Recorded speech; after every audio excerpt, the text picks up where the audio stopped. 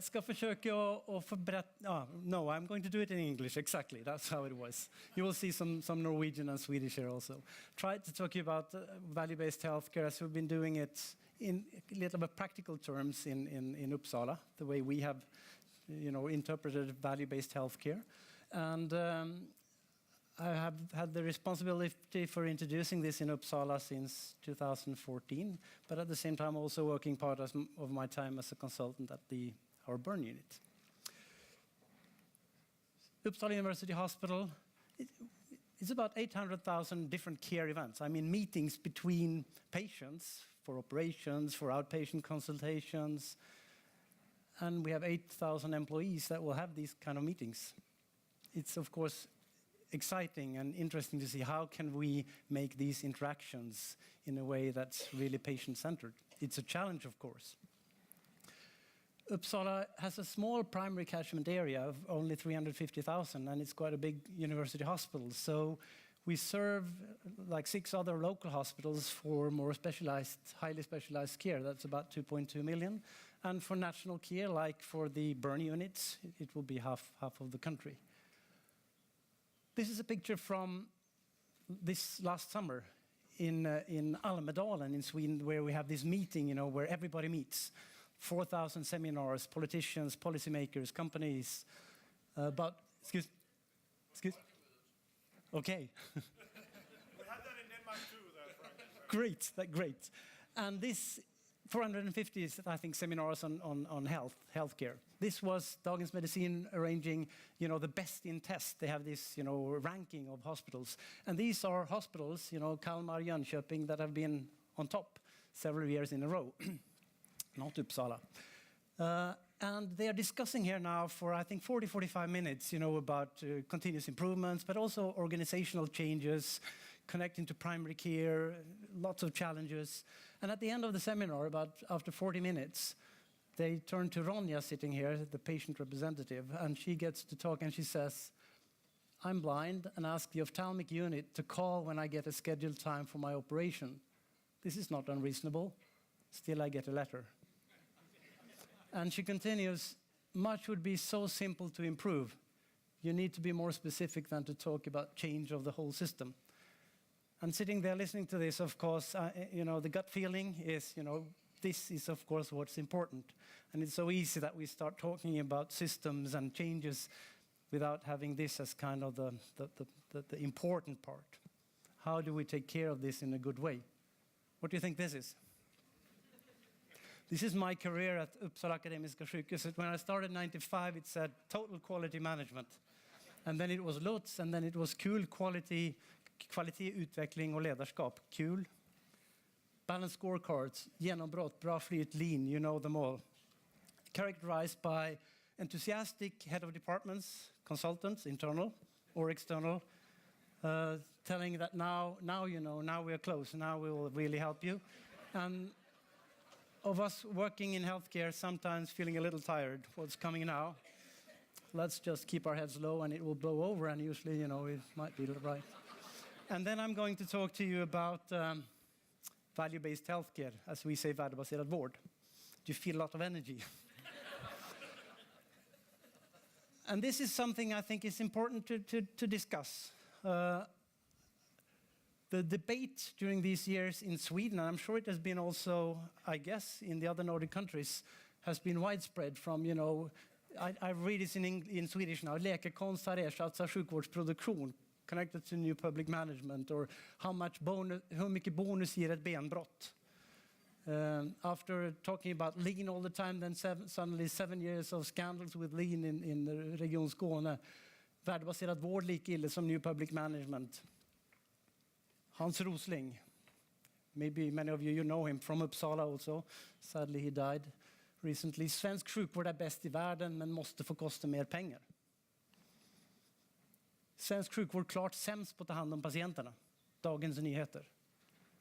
Svensk sjukvård bäst på medicinska resultat. It's not easy, I think, to be, to work in healthcare or to be a citizen or a patient. How is Swedish healthcare? Are we best or are we not at all best? I just wanted to put value-based healthcare into this context because we see this as more of a natural step of continuous improvements of how we try to improve healthcare rather than something completely new. Total quality management, when I was working 95, I remember it as something that it sounded very good, but it was not at all connected to our patient work. It was kind of two separate entities, was my feeling as a young doctor then.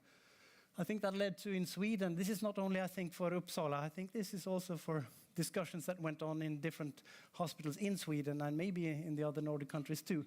So we were discussing around 2000 a lot about, values, core values. Who is the patient for? The patient is the patient our customer, or is the other hospital our customer, or the politician? Some kind of strange discussions that we had, but at least we started discussing patients. And then came the period, at least in Sweden and in our hospital, I was head of the Department of Plastic and Maxillofacial Surgery at the time, when Lean came, and we really embraced Lean.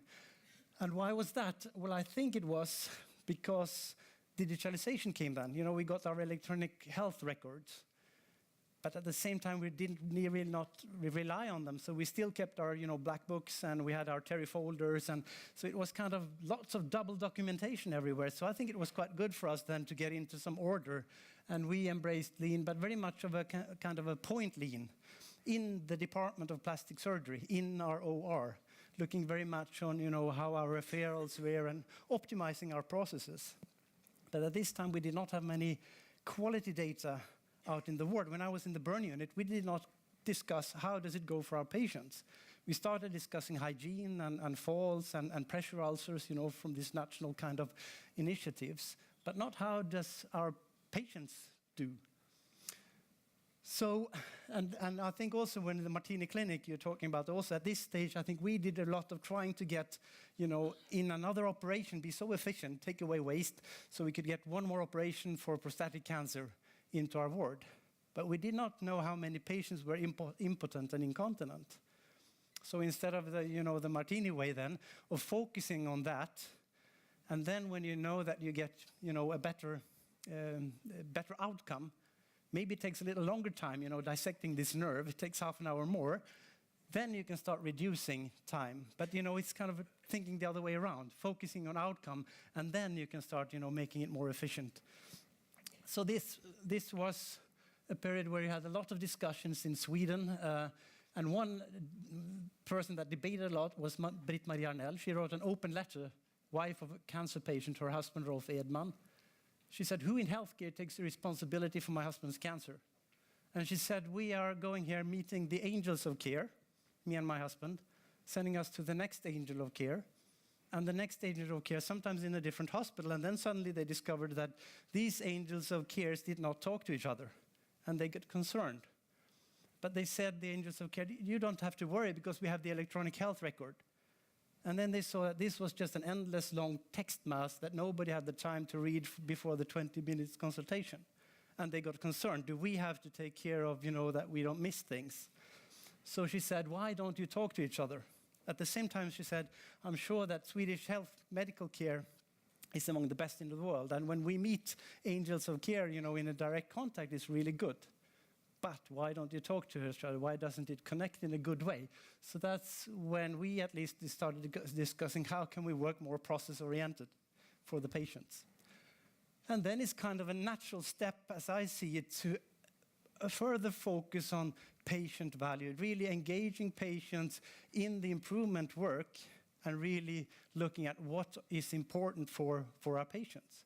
So maybe not that revolutionary news, rather maybe a development that I think society demands, that our patients demands, because they get more information now and they know very well their conditions, and they put different demands on healthcare. So actually we are slowly catching up maybe to those demands. Value-based healthcare, improving quality of medical care, of course, but also the patient flow. This is the focus that we have tried to have. We have always done that, improving medical care. Of course, but with a special focus on patient-centered quality measures, which we at least did not have, the last 10 years. When it comes to patient flow, continuity, attitudes, in Swedish bemötande, patient experience, patient or person-centered care, we have to put black on all these Because if you look at Swedish healthcare, we have really good medical results. I mean, it's top line very often. But when it comes to patient flow, this kind of questions, we are half or middle or below middle in many rankings. This is the focus, and this is what Britt-Marie Arnell also said. Why don't you talk to each other? Why don't you get this chain of care together in a good way? So I think our patients, many of our patients think about Swedish healthcare system. They will say, okay, I don't bother if I'm operated in Uppsala or in Umeå or in Stockholm, but we are worried about this, that it doesn't connect in a good way. And I thought, I would just like to show you a short video that one of the best in tests Kalmar has made, based actually on a video, a film that Cleveland did from the beginning. But I think to get to the core of what value-based healthcare is and the challenge we have, I think this film can illustrate that. And we have used it a lot in our hospitals to initiate discussions on what are we really talking about when we discuss value-based healthcare.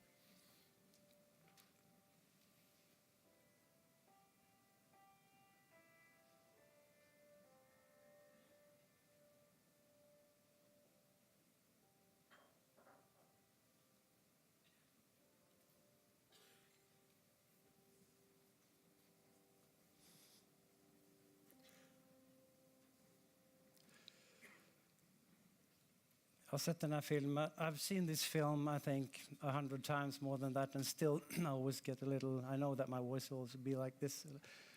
So what I mean is that this is a tremendous challenge, isn't it? How do we get kind of a personalized care with all these different kind of demands? And I think that what is most important there,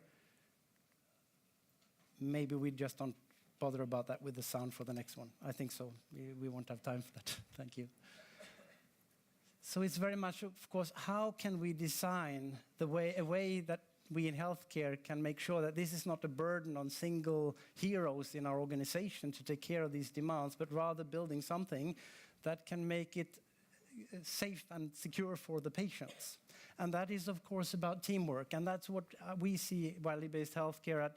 How can we get the team? And this is an example. We took just prostatic cancer here because we saw the Martini Clinic was there also. But to get the team together with a patient representative in the middle, representative also of the patient organization, with a patient process leader, Eva, on the right-hand side, and all professions, they are not all on this picture, professions from doctors, nurses, physiotherapists, dietists, together for discussing how can we create a good chain of care for patients so that they can meet all these different demands. And you have to do it as a team. It would be impossible to do by ourselves in our single professions or in our single units. So we have read that value-based healthcare for us is rather something new. It's actually something back to basics, what we working in healthcare really would like to do. Work in teams, engaging patients, knowing what we're doing with good outcome data, and then improving healthcare on that basis. So focus on what is important for the patients and enabling these interprofessional teams, because it's so difficult to get these teams to meet together if the head of the hospital or the organization doesn't say that this is important, because there are so many meetings on different other levels. So to get these kind of professional meetings together is impossible without this kind of very tight evidence structure. And here try to do what Deming always said, put in the improvement cycle of plan, do, study, act. But do it to support the team. And the problem is that in healthcare we have done a lot of planning and doing, but we have had difficulty with the study act because we didn't get out good quality data easily available for the teams. So getting this kind of continuous improvement at this scale where you really understand the problem and can actually do something with it is kind of the aim. And this is always good to make a citation from this man. If I only had an hour to solve a problem and my life depended on the solution, I would spend the first 55 minutes determining the proper question to ask. And to get the proper question asked, I think it's vital that we, in the improvement teams, engage patients and relatives. And the discussions become so different. We have had now, I think, 40 teams working like this, and you get a different discussion when you engage patients. You can say this is only one way, one or two patients in the group. Of course, we have to do interviews and the prems and the prompts, but you will have a different way of discussing things. From the prostatic cancer team, just to make an example where you get gradually better and better data, as you see on the board behind there. But here, Tore Eklund is in the middle, patient representative. They said that they didn't have the rehabilitation groups prior to surgery and after surgery. The patient's organization, this is not good, this doesn't work well. So what Tore did then was that he took this question, what will we need to improve this, back to the patient organization. So the paper that's going around here is comments and suggestions on what they think would be the proper question to ask. So that we can start out with kind of a patient perspective when we want to design better rehabilitation before and after surgery. So it's a little different way of maybe organizing, instead of just saying, we'll fix this, let's do it together. So for once I know the proper question, at least Einstein could solve the problem in less than 5 minutes. It takes a little longer time in healthcare, I think, but still the point is there. So that's about patient flow, improving, and so many things can happen if you get these teams together. Misunderstandings, fixing things. What we thought was the big, great problem is, working with this, quality of medical care, because of the data, the lack of data. And it's frustrating. We almost stopped value-based healthcare 2015 at the fall there because the teams didn't get their data out in a good way. And that takes away all energy. We have an abundance of data, especially in Sweden, with a long tradition of national quality registrars since 20, 30 years back. international, national, local quality registrars, national guidelines, care programs, open comparisons, ITRAMs, VIAs. But the problem is this. They're all in isolated cubes. So if you want to work with improvement of stroke process, you have 4 different quality registrars that you have to have separate logins for. And you have national guidelines, which are Excel or PDF files of about 60, 70 pages. And healthcare looks like this today, at least in Sweden. And I think in many places, we that work in healthcare feel we don't have time. How can I go into 5 different quality registrars or read the guidelines for 60, 70 pages? So we don't have a good decision support, which makes it difficult. So what these teams need to do is, of course, they have to look at, for prostatic cancer, for diabetes, for heart failure, what is the knowledge level that we have for our group? What do we need to improve? Is there anything missing? And very often it's the PREM measures that still don't exist, the patient-reported experience measures. They are coming more and more now into national quality registrars, but still that's sometimes missing. Focusing on outcome measures, could be pain, function, complications, and then on patient-reported measures, the PREMs and the PROMs, experience measures and objective measures, which are important, of course. But this doesn't mean that we should abandon process measures. I mean, we have previously had a lot of number of operations, number of hours at the emergency department, but we need to identify also process measures that are connected to outcome measures or connected to patient-reported measures. So we also have something to work with on a weekly basis, on a monthly basis, not just the long-term outcome. It could be compliance to guidelines. Guidelines we know are really important for quality. How do we, do we have compliance to that? Or it can be lead times like for your pakkeforløp, as we have standardiserad vårdförlopp, which is focusing on lead times that are important for patients. Getting then these kind of data on a diagnostic level possible to present for the teams, and it's such a hard work and difficult to do still today.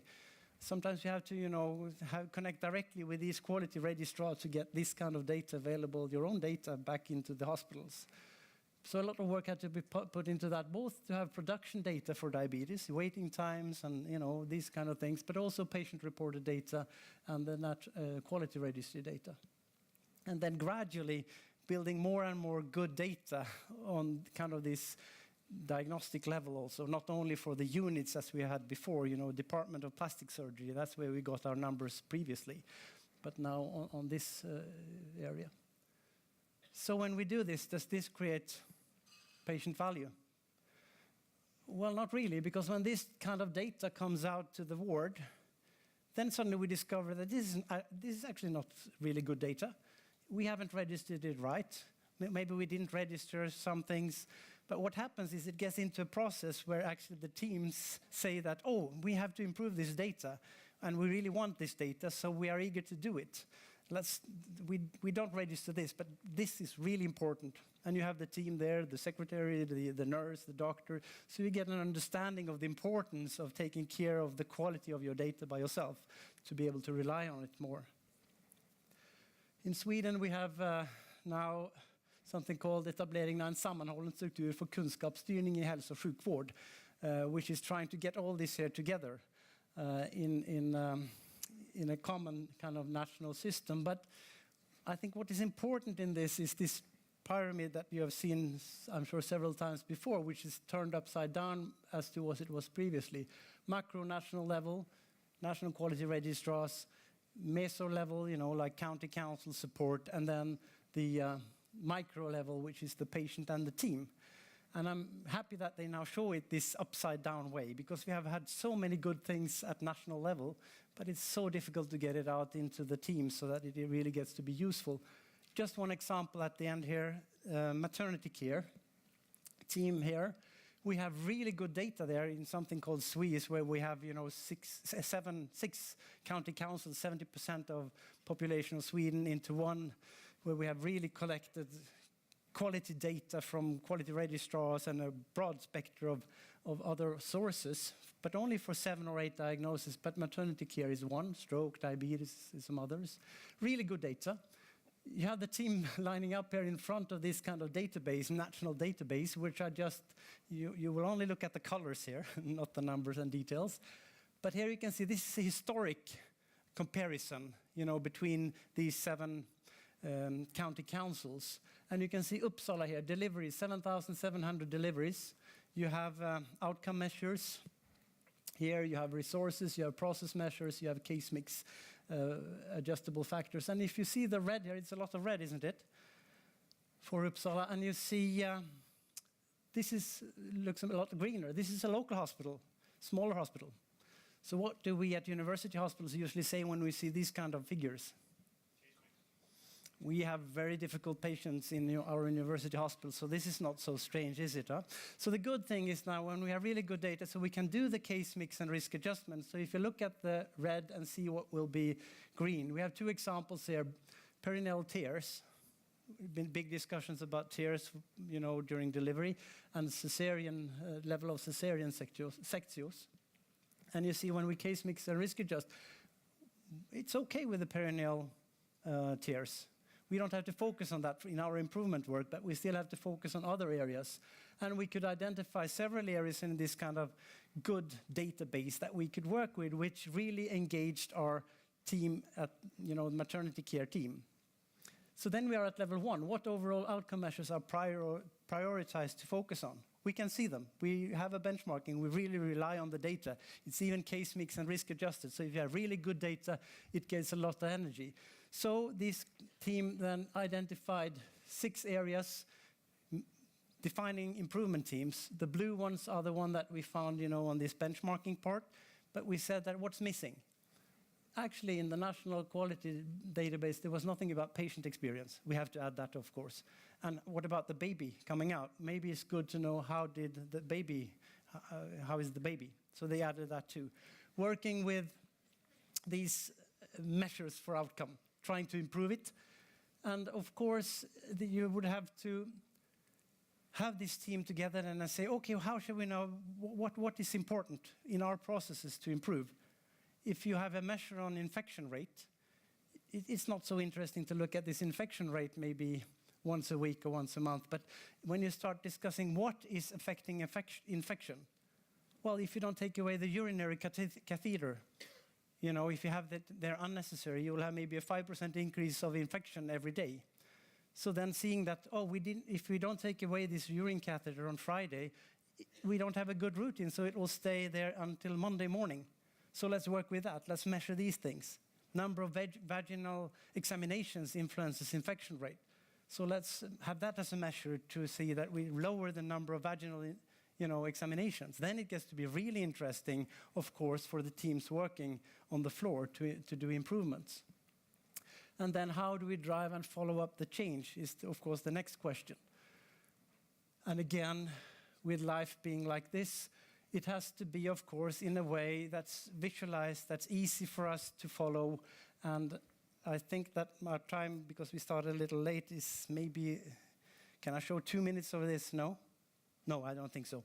Well, here you will see, here you can see while I talk I'll just let it run a little here. But, to have the possibility of getting out real good data in real time, the measures, both the overall measures, but also the process measures for each of these groups working. So that this video is actually now 6 minutes long, and it really includes all these 6 improvement areas with specific measures and the overall measures, which means that Gunilla here and the team can look at this, start of a daily steering, in the morning, or at the doctor's meeting, or a nurse's meeting, or with my midwives when they come on duty in the evening. And in 6 minutes, you will get a good idea of how are we doing. And this is something you think 2018 we would have in all hospitals, everywhere, and we don't. So I think this is the way you have to go from these overall measures, if it's ICHOM, if it's VIUS, National Quality Registrars, and it's kind of a hard work to go on and get it out like this. And then you would really need, support from your IT, National Good Quality Registrars, And here you can see now then some of the results. You see here is the historic material. You see a lot of red. This is for 2016. Getting a more green, and dark green is significant better than, average. And then 2017 now even, more green. So you can follow on a higher level these measures that you maybe will follow every half year or every year. But still, it's the urinary catheter. Did it go out or not? These kind of measures that are process measures that are important. So, last picture here now before we'll quit. I think the importance of this is that when we get good data to the teams that are really relevant and that we think the teams can rely on, this gets a lot of energy in the teams for improvement of care. So focusing on good data, relevant data, that's quality controlled by the teams also, in their daily work. I think that's a necessity and that's an important part.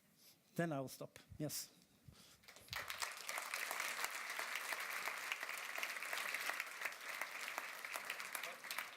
Thanks for interesting and inspiring talk. There might be some questions.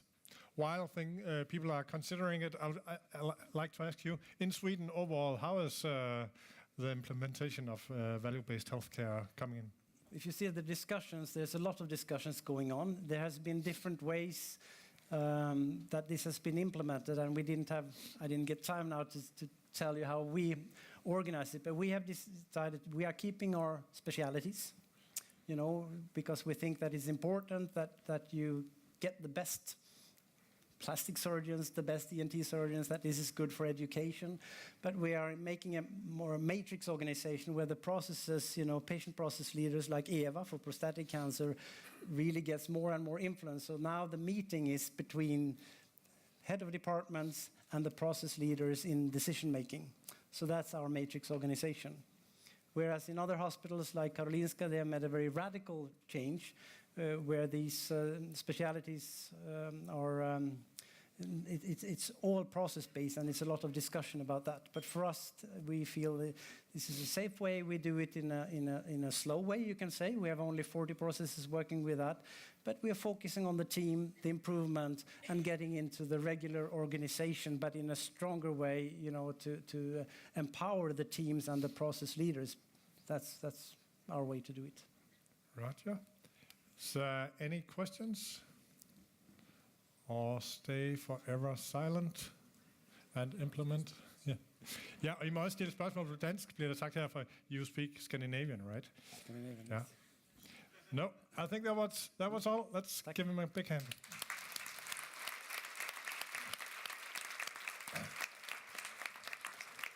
Så skulle jeg lige hilse fra kommunikationsfolkene og sige, at det der hashtag, som stod der for, jeg ved ikke, om vi kunne få det op igen, der må I gerne tweete, så I slår de der YouTubere